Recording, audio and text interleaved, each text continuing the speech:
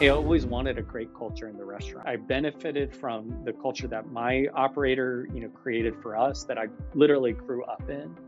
And now I'm at this point where, hey, I'm an owner operator. I'm a year and a half into this, and this really isn't what I really wanted. Like, this isn't looking like the restaurant that I had envisioned.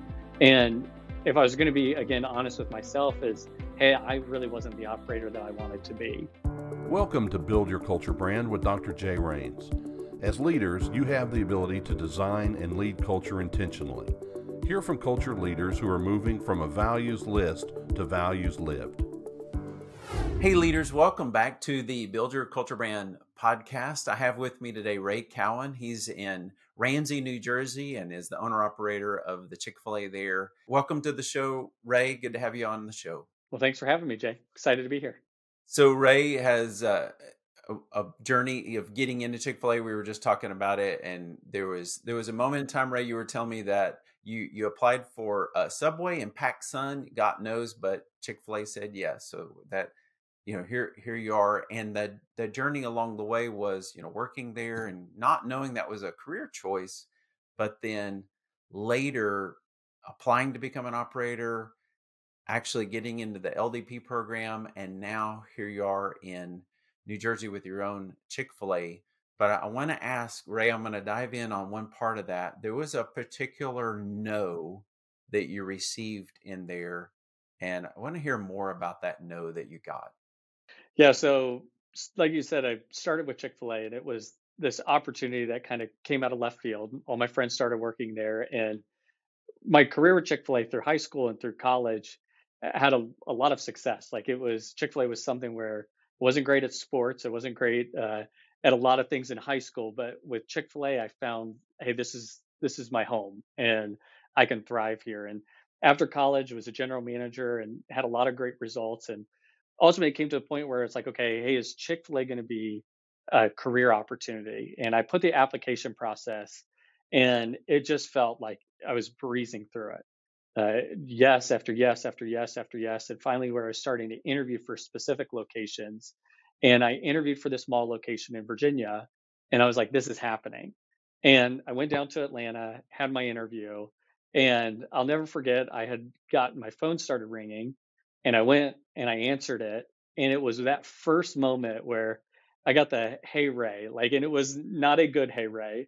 It was, the tone was like, okay, I'm going to get some bad news here. And in that process, they were like, we appreciate you coming down, but we didn't really feel like you were ready for this opportunity. They said, and I'll never forget this. They're like, most candidates have a business plan, and I didn't. My last interview I ever had was when I was 16, and didn't really show up for that interview the way that professionally I needed to for this kind of opportunity. And when they were on the phone with me, they were like, we really think that you should do our 2-year development program. And I heard it, and then I, shot back a question where I was like, well, do you mean I'll be interviewing for another location?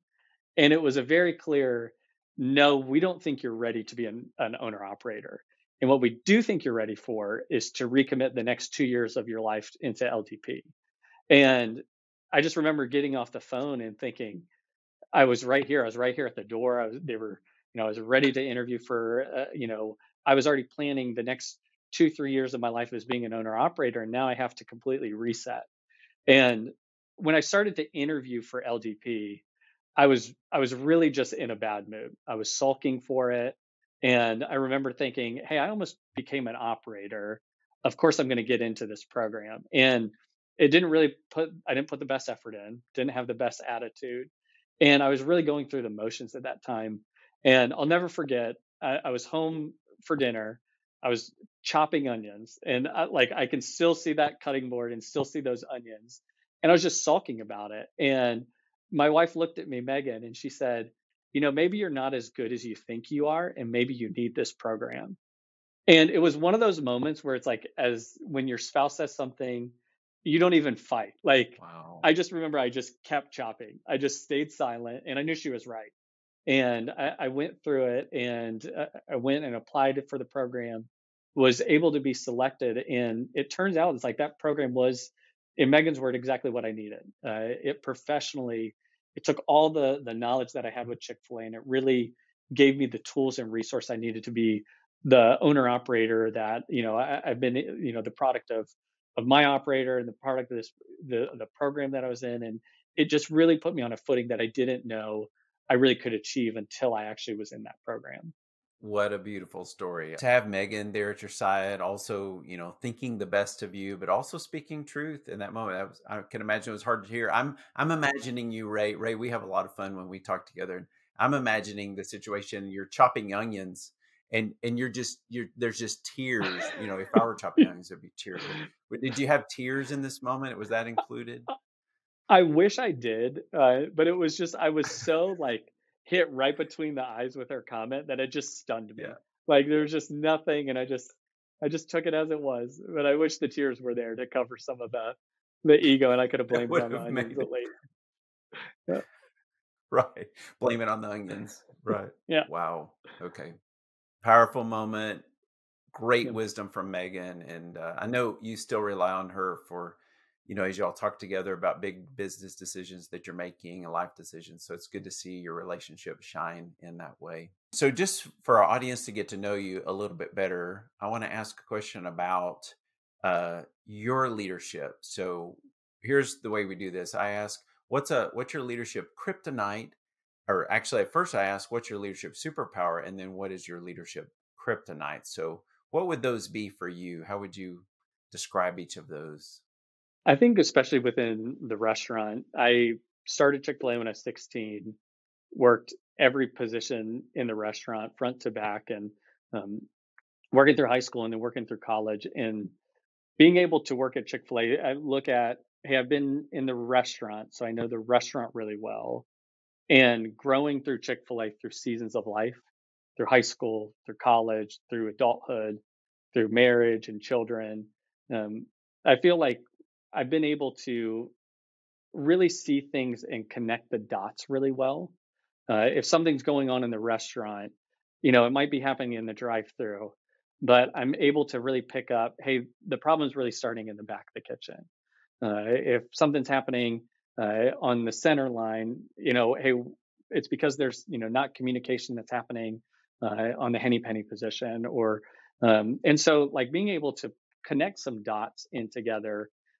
I think it's just the product of my time and being around my own operator and being able to see, hey, this is how cause and effect really works. And how I've been able to apply that to specifically in leadership is with my own leaders, where I'm able to emotionally connect with them and start connecting some of the dots. What's happening in the restaurant might be an effect of what's happening at home. And being able to, know myself and know, hey, this is where I'm at in my high school season and my college season, and how I acted within the restaurant at those times. And now having people in those different seasons of life, whether, I have someone on our staff that's getting ready to get married, someone that's getting ready to have their first child. And some of those things of when they walk into the restaurant, I can see, hey, what's happening outside is impacting. And so, hey, how can I, within my opportunity as being an operator, how can I influence both of those areas? And I've always felt like that has just been something that thankfully I've been gifted with to see how all these wheels are intertwined. And what's showing up on the surface probably has deeper roots, and being able to kind of go after those things and be able to lead and support either my leaders or my staff in a unique way that's not just surface and symptom level.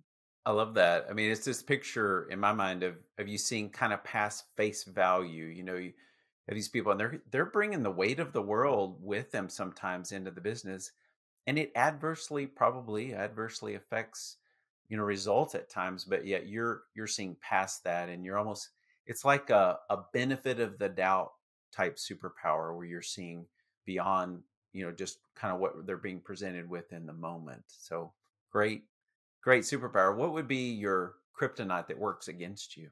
I am not an organized person. I am, ever since high school, I have just, calendars, emails, all of that stuff. It's not in my wheelhouse. And I don't know if there's a healthy level of come to grips with that where I'm like, okay, I understand. if I applied myself very intently, I might see marginal gains in this. So I just need to counteract with other people in my business who are organized, lean heavily onto those people, find skill sets where I'm like, hey, I know this is not something I just have a proven track record of with success. And so just leaning on other people for those. There you go. And being aware of it, now you can, build processes and systems around you. And so good awareness, maximize your strengths, and then systematize and process around your weaknesses. Yeah. I want you to be able to share too. You've got this amazing team there in Ramsey, New Jersey. I've been with your team, been coaching you and your leaders for a while. Our team loves working with your team, by the way. And then here you are. You're at one of the top performing Chick-fil-A's in the nation. There's a lot of pressure there. It's not it's kind of a blend between a DTO, a drive-through only, and a Yeah. freestander. At some point you thought, hey, I could really use, my team could really use some coaching. What were some of the things that kind of pushed you to that place where you felt like, I'm going to bring in a team like Leaders Q to help with our team? It's funny that you asked that question because I think the most immediate answer was I started to notice my own limits. Like I felt like, hey, in the business, as our business was growing, we opened 3 months before the pandemic hit, and we muscled through 2020, and I was really running out of steam in the summer of 2021. And I kept thinking of all these projects, all these things that were happening, and I realized, hey, I am at my max end right now. And I'm thinking, okay, if my business is going to be dependent on me for growth and I'm already hitting my ceiling, then I have to really increase my own capacity. And so the first thing that started was, hey, I received one-on-one business coaching, and being able to see that, like, hey, as in my own need, it really our first initial conversations really started where, hey, I always wanted a great culture in the restaurant. I always, I benefited from the culture that my operator, created for us, that I literally grew up in. And now I'm at this point where, hey, I'm an owner operator. I'm a year and a half into this, and this really isn't what I really wanted. Like, this isn't looking like the restaurant that I had envisioned when I was going through the interview process. And if I was going to be, again, honest with myself, is, hey, I really wasn't the operator that I wanted to be.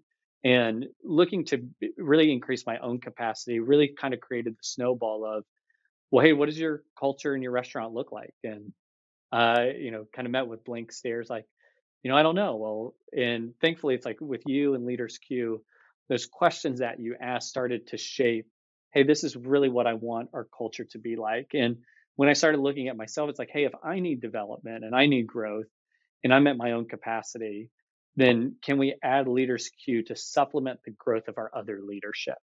Where, I felt this immense pressure of everything resting on my shoulders. It turned into this blessing where it's like, hey, I as the leader of the organization can incorporate other people with other skill sets to also pour into my leaders. And so that started opening up coaching for my other leaders, and then ultimately bringing Leaders Q down for our culture brand session. And again, all of it started with realizing, hey, I am hitting my own wall, and I need to be able to increase what I'm able to do as the owner of the business here.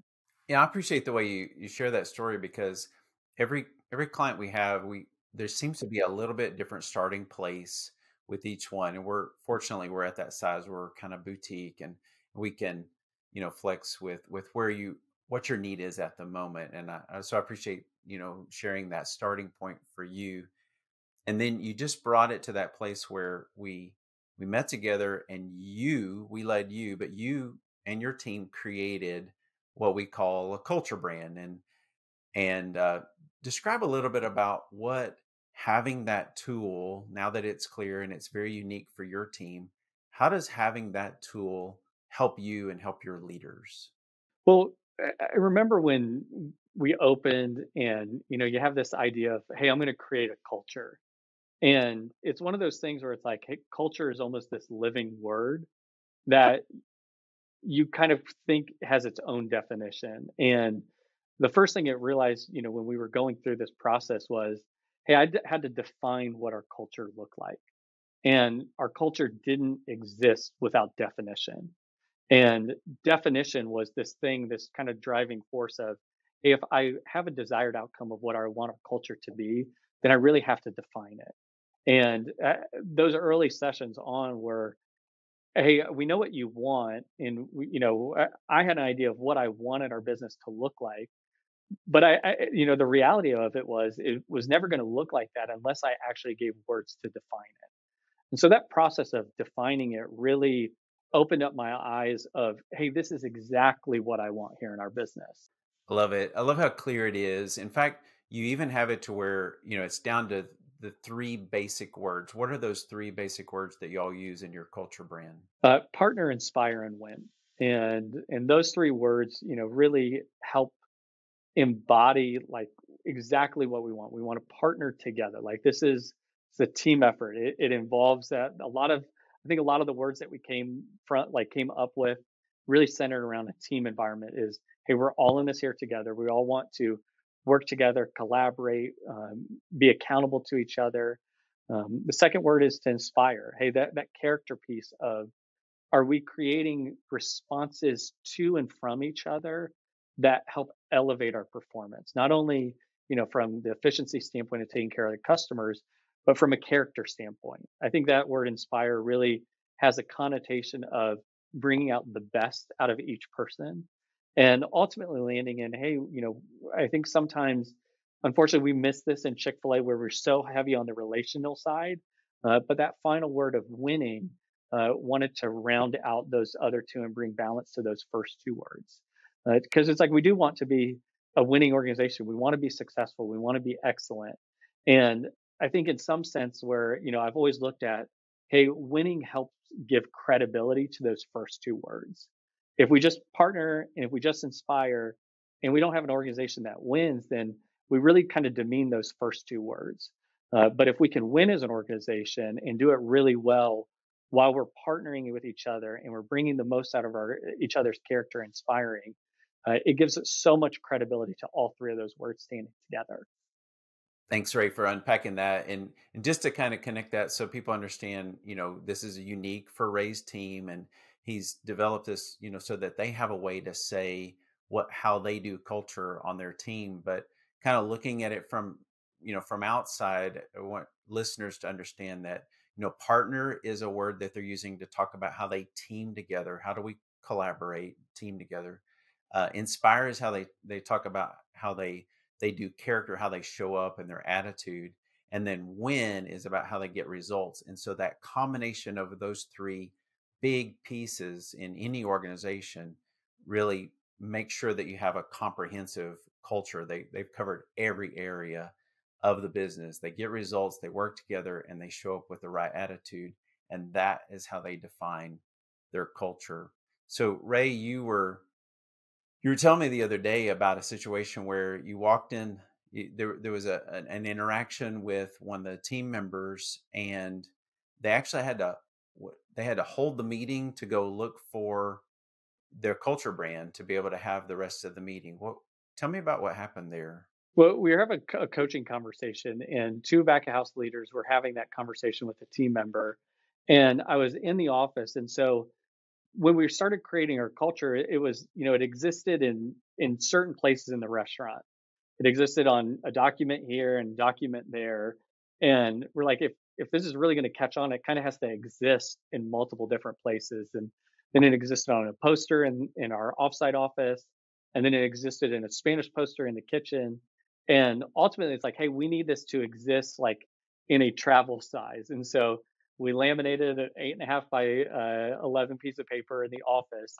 And it was one of those times where it's like, hey, this is really catching. It's really becoming really sticky here, where they were going to have that disciplinary action and they couldn't find the piece of paper. Like literally, it's like, hey, we don't know where it's at. And they held up the entire meeting because it had become such a tool and a point of reference where it was very much a living document at that point, where it's like, hey, if we're all going to talk about the same things together within the organization, then we need to use the same tools. And it was just one of those moments where it was seemingly like, okay, hey, they just can't start their meeting here without it. But for me looking at it, it was like, hey, this has caught on so well that they rely on this. And it's the same language that we're using, whether in English or in Spanish, wherever it is in the restaurant. It's becoming this universal accountability piece. And I was just so excited to see that because it really did show that, hey, this wasn't something I, as the owner operator, was forcing down. It was something as leaders were holding up and bringing other people involved into. Such a great story. Thanks. And I love that because it's like the entire, all of your heart and all of your desire about your business plan and how you want people to show up and really be a part of the business is captured in this one tool, and then it gives them extreme confidence to have a very tough conversation. These are tough conversations to have, and just incredible confidence to know that, this is what we're calling everybody to live by, and let's make sure we're saying the same thing to everybody. So thanks for, I like how you share that story, that it just really establishes a clear message to everyone. Let's say you didn't have this tool. What would be missing from your organization if you didn't have a way to talk about culture in this with this kind of clarity? But you talk about with clarity. I think that was absolutely one of the things that was 100% missing. Where it was so culture was something that was so subjective. I had all these different leaders, I had all these different team members, and again, I think all of us wanted a good culture, and all of us kind of in our own sense created what a good culture was.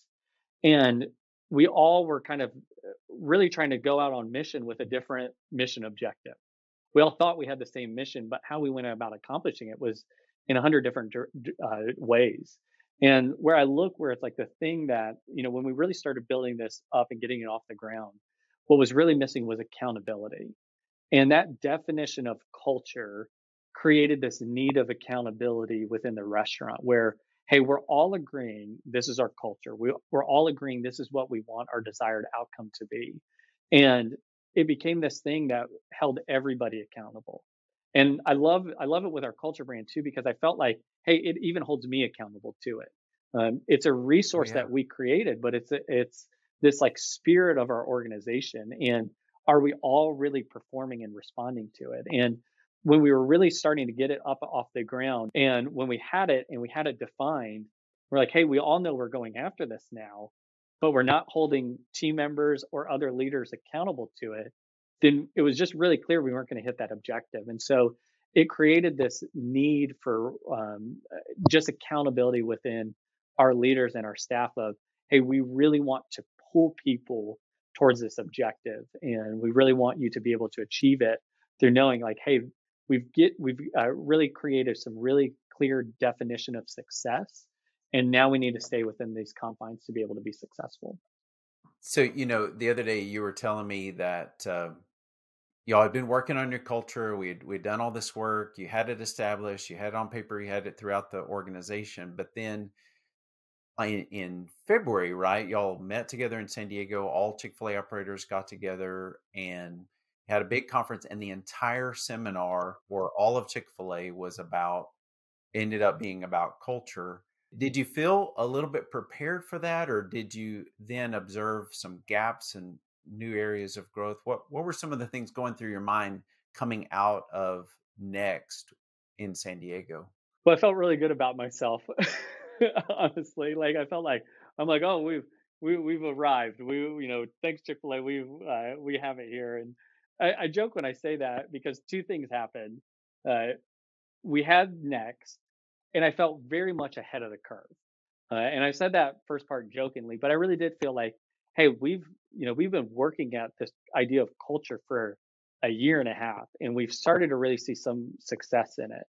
And it was one of those things where it's like I felt like this idea of culture brand was this bag of seed, and we were just throwing it all around the restaurant, and it was popping up here and it was popping up there, and it's just really popping up in places that I didn't expect it. And I fast forward a couple months, and we went to visit my good friend Jared Caldwell out in New York City. And when we visited there, it was clear his culture was more mature than mine, I'll say. And I remember thinking like, hey, like when I talked to Jared and I talked to his leaders, how they created culture was they were strategically planning it. They weren't just throwing seeds, they were cultivating culture. And while I very much felt ahead of the curve after coming out of Next, I did see some gaps of what we were doing within our culture of, hey, we can't just haphazardly throw it everywhere and see where it sticks. Is we've really got to be those farmers when it comes to culture where we have these intended rows where we plant it and we tend it and we give it every condition that it needs to thrive and have a level of confidence that it's going to produce a crop. And that's where it's like I think both of those things combined has really been challenging for me this year. And we've seen some improvement where it's like, okay, hey, we strategically want to plant culture here. And we strategically want to see, should expect to see some results coming from this, wherever it might be in the business. And those two things really did help. Next, I kind of felt overinflated of where we're at. Visiting Jared, it kind of came back down to a little bit of reality. But I also know it's like, hey, culture is it's something where it's like it's the long term game. It's not something where you get to turn on or off, but it's something that you start and you have to see it through. And it's something that again, unless you're constantly tending it, can just get away from you or just completely go away. And so I was pleasantly surprised to after Next to realize, hey, that year and a half we've invested, we're going to very much see that return on investment as long as we keep plowing and we can have new levels of success with culture, that I didn't really understand stood existed until some events this year. Well, Ray, I love how you've implemented Culture Brand. I love how it's central to your idea of how you guide and coach and develop. And but I've also noticed that a few people have had to step away from your organization because as you've implemented this, they've come to realize, and you've come to realize that they're not really willing to step up into this idea of the kind of team you want to have and the kind of organization you want to leave. So you don't have to unpack any of that, but I have noticed how helpful it's been for you to sort through some of your leadership and make some decisions there. But also I'm curious to know, where is Culture Brand cascading now, as it's cascading from your top leaders into your middle? Where do you feel like that next edge of cascade is happening?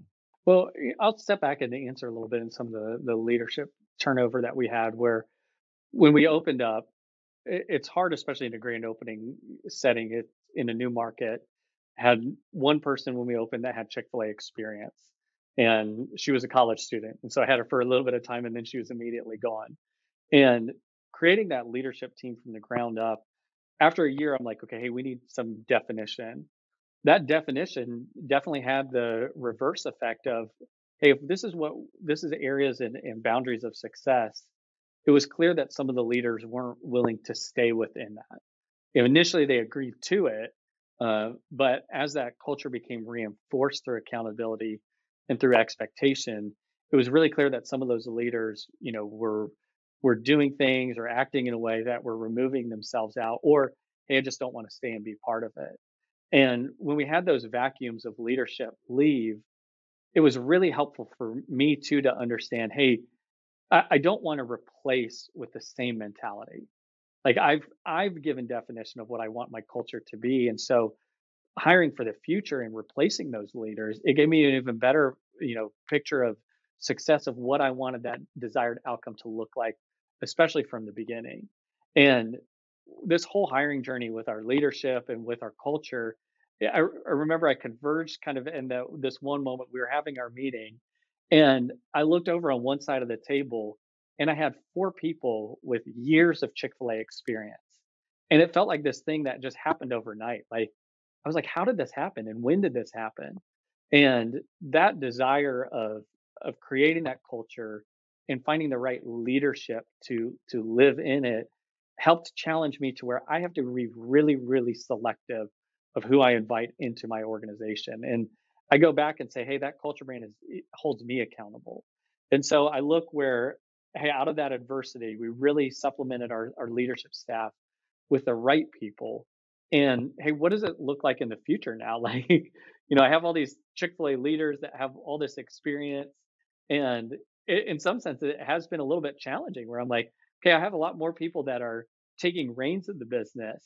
And how do I use this to continue to grow them? And we've been fortunate where we have some people on our staff that are pursuing the Chick-fil-A opportunity, whether short term or long term. And where I look where, and I mentioned this before, is I really want to be on the driver's seat of our culture. I don't want us to be the result of it. I want us to be the people that are very intentional in creating the environment that we want. And this year we've had some success where, hey, we've just raised expectations. We've raised the expectations for the business of what winning looks like. We raised expectations of what partnering looks like. And that healthy level of just simply raising expectations across the business has reinforced and reignited the need for our culture brand because it's brought in, hey, the things that we've all agreed on, it's given that footing of, okay, well, this is our launching pad for what's next. And, looking at, okay, hey, I want to be very consistent. I want to be in control of, hey, when we have a new hire, part of our team, we can do things in such a way that immediately creates the culture that we want in those first, 30, 60, 90 days. And how can we do that? Not with only someone that's new, but someone that's existing. And that's where I think what's the future holds next for us is, hey, we can really push and define our culture exactly where we want to see it. And especially with having leaders that have much a higher capacity, I have much more confidence that I have the right, go back to that analogy. I have a lot of right farmers across the whole area of the business here that can really kind of start creating their own results within the restaurant. What a great picture of, I mean, initially, you described yourself as realizing you needed to be the cultivator, you need to be this culture farmer idea, but now you're describing this idea that that responsibility is shifting to other levels, not even just your next level, but multiple levels of your organization where they can actually impact as they coach and guide and lead and challenge and hold people accountable. They can actually impact the culture that they have influence over. So what a great picture of cascading culture through the organization. It's been exciting having a lot more people sharing the load and contributing. Do you sleep better? Oh yeah, 100%.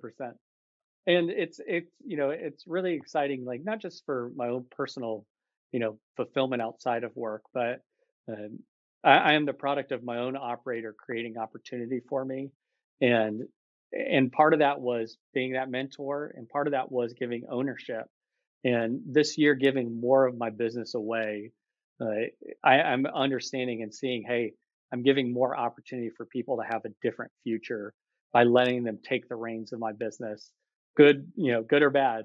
Yeah, but ultimately, I know that's going to, have that net positive result of them really taking full ownership and getting results that are really their own, and gives them the template to learn and lead in the future. Ray, as I talk to operators, and there's people that come in, from different ways. Some come up through Chick-fil-A, others come from outside. And one of the things I've noticed about leaders that come up through Chick-fil-A is they know the business so well. They're kind of jack of all trades. They can do all the positions. They can really be in it. And that's kind of a leadership Achilles heel for those leaders. They tend to really get pulled back in the business and fixing that freezer at 3 a.m. that's showing a low temp or all those things. Do you feel yourself kind of coming out of that over the last year or two? Yeah, and I think I had one of those moments where I feel I have two small children, and I have a young restaurant, and I'm seeing where I'm trying to forecast, hey, what are my kids' lives going to look like? What's the restaurant lives going to look like? And all interpreting it on my own, where I'm like, hey, what was my experience like? And now that I'm in the driver's seat of these two different groups, I I feel this pressure of, hey, I want to make things easier than I had it, but I also want to create a healthy level of adversity because that was that opportunity for me where it's like when my operator gave me ownership in the business, I was able to learn. And being able to learn and lead put me in the opportunity of really of a lot future success.